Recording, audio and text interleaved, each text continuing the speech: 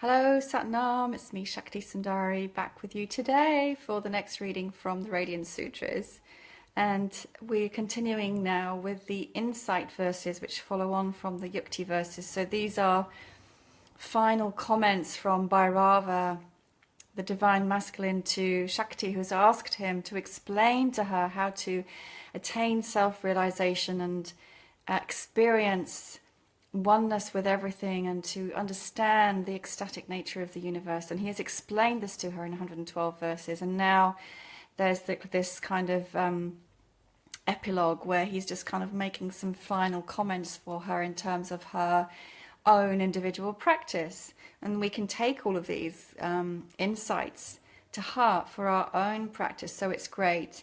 So today I'm going to read Insight verse 139. It's very brief, but you know, it also has potent meaning and guidance. And, you know, I feel the impatience to want to rush through them and do more, but I'm going to do one a day as much as I can because I think that's the best way to do it. So we're not overloaded. So here we have Insight verse 139 from the Vijnana Bhairava Tantra. So here's the Sanskrit. Nistaranga upadashanam shatam uktam samasata dva dashabi adihikam devi jat jnatva janavit jana. And once again, Nistaranga upadashanam shatam uktam samasata dva dashabi adihikam devi Yat jna tva jnanavit jana. And here's Lauren Roche's English translation.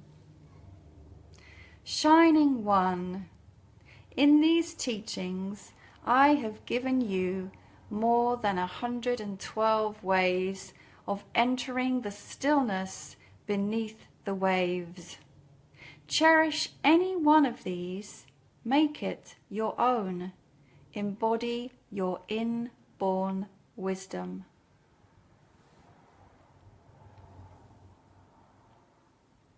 Shining One. How beautiful to be addressed in that way. And in this sense, you know, the masculine is addressing the feminine as the shining one. She is the shimmering essence, the shimmering energy, the shimmering creative light and life force that manifests all of existence. And this is how he speaks to her, Shining One. These are the Radiance Sutras after all. In these teachings, I have given you more than 112 ways of entering the stillness beneath the waves. So there are 112 Yukti verses. There's the banter verses that come at the beginning, and now there are these insight verses at the end, and each of these is so full of, first of all, of the vibration of pure consciousness, truth and love, that even just listening or repeating the sounds, in my opinion, could eventually lead to an awakening.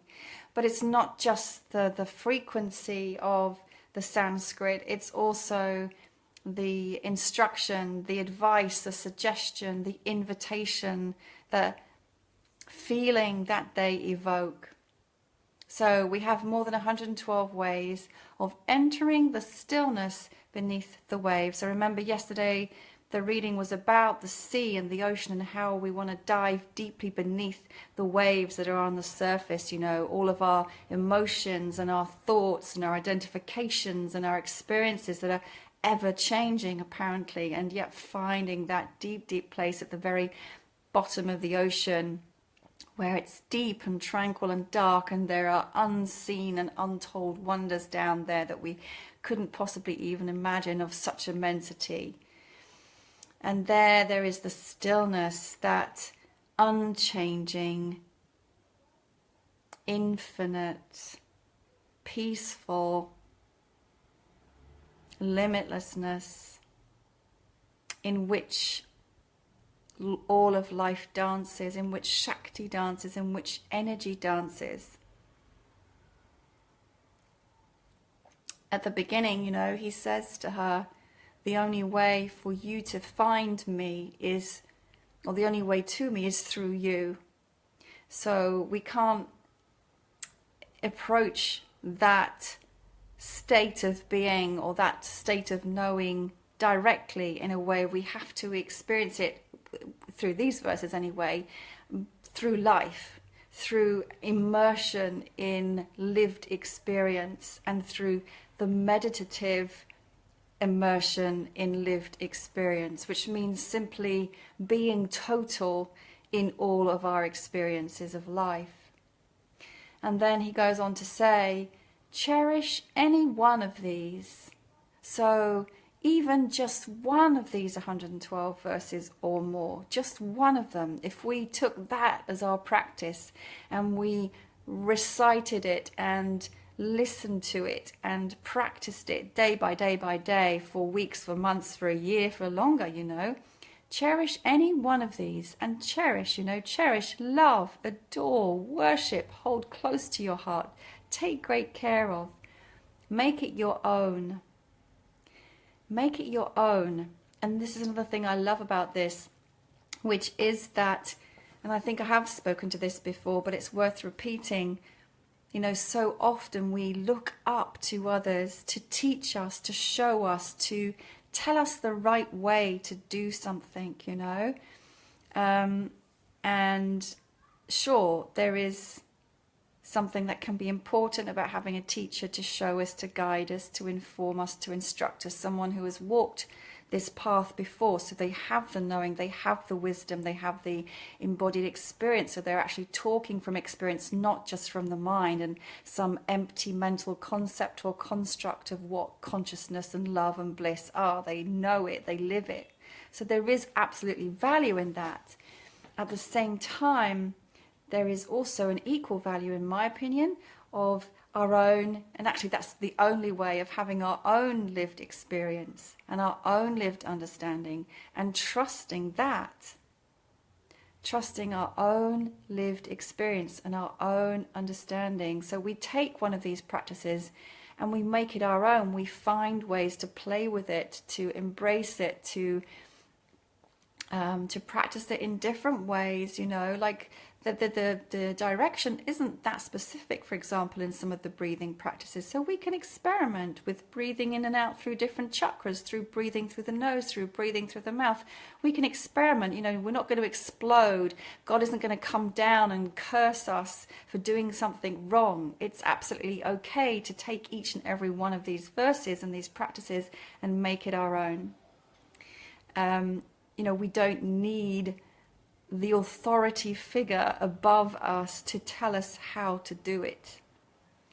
And in fact, these wisdoms were born of experience. Somebody at some point sat and practiced and sat and experienced, and then it was codified and written down eventually. So the final words of this are, embody your inborn wisdom. So within you is the divine teacher, within you is the divine wisdom, within you is the divine love. It is within you. You can find that within your own true self. And actually that's where we're moving towards at this time on earth, which is to remove hierarchy and for us each to become our own guru, our own teacher, our own illumined being. And for that, we really do have to cultivate our own practice and our own self-awareness and our own self-understanding. It doesn't mean to be arrogant. It doesn't mean to think that we know it all. Not at all. That would indeed make us incredibly humble, but it's also to recognize that we must find the truth within our own being. And that really is ultimately the only way. So that's great advice for how to practice and play with these verses, I think. So thank you for being with me. Hi, Satnam, Imran, and anyone else who's watching. Thank you for joining me today, and join me again tomorrow for the next insight verse from the Radiance Sutras. Satnam and much love.